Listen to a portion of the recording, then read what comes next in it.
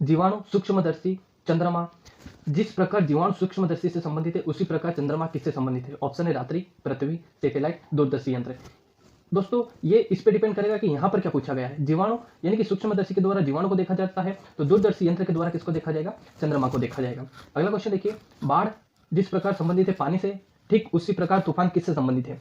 तो बाढ़ पानी से संबंधित है। बाढ़ में क्या आती है? पानी आती है दोस्तों। तूफान में क्या आता है? तूफान में तेज हवाएं आती है। ठीक है, मोस्ट इंपोर्टेंट क्या है? तेज हवाएं आती है। अगला देखिए, नेफ्रोलॉजी गुर्दा से संबंधित है। ठीक उसी प्रकार हृदय का किससे संबंधित है? गुर्दा का अध्ययन नेफ्रोलॉजी के अंतर्गत आता है, तो हृदय किसके अध्ययन के अंतर्गत आता है? कार्डियोलॉजी के अंतर्गत आता है। ऑप्शन नंबर डी जो रहेगा सही आंसर रहेगा इसका।